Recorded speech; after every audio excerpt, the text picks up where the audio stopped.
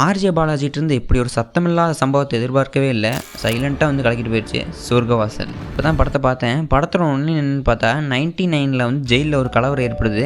அந்த கலவரம் எதுக்காக நடந்தது, ஆர்ஜே பாலாஜி எப்படி ஜெயிலுக்குள்ளே போனார், அதுக்கப்புறம் அவருக்கு என்னென்னலாம் நடக்குது, அவர் திரும்ப வெளியில் வந்தாரா இல்லையா, அப்படியே இந்த கதையோட கொஞ்சம் பாலிடிக்ஸை தூவி ஜெயிலுக்குள்ளேயே காட்டி எடுத்த இந்த ஒரு படம் தான் சொர்க்கவாசல். இதோட பாசிட்டிவிட்டி என்னென்னு பார்த்தா படத்தில் ஆர்ஜே பாலாஜியோட ஆக்டிங் சூப்பராகவே இருந்தது.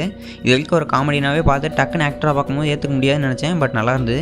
கிறிஸ்டோ சேவியரோட பேக்ரவுண்ட் ஸ்கோர் சூப்பராகவே இருந்தது. ஃபஸ்ட் ஹாஃப் கம்பேர் பண்ணும்போது செகண்ட் ஹாஃபில் ரொம்பவே சூப்பராக இருந்ததுன்னு சொல்லலாம். படத்துடைய ஸ்க்ரீன் பிளே அண்ட் ஸ்டோரி சூப்பராக இருந்தது.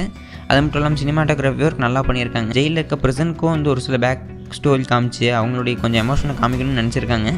பட் அந்த எமோஷன் இன்னும் கொஞ்சம் ஸ்ட்ராங்காக இருந்தால் நல்லா இருந்திருக்குன்னு தோணுச்சு தவிர்த்து மற்றபடி எல்லாமே இந்த ஒரு படத்தில் சூப்பராகவே அமைஞ்சிருக்கு. இந்த படத்துக்கு ஏன் சர்டிஃபிகேட் கொடுத்தாங்க, ஃபஸ்ட் ஹாஃப் மட்டும் கொஞ்சம் இந்த மாதிரி இருந்தது, அதை மட்டும் கொஞ்சம் கம்மி பண்ணியிருக்கலாம்னு தோணுச்சு. படம் நல்லா இருந்தாலும் எல்லாத்துக்குமே செட் ஆகுமான்னு சொல்லிட்டு தெரில.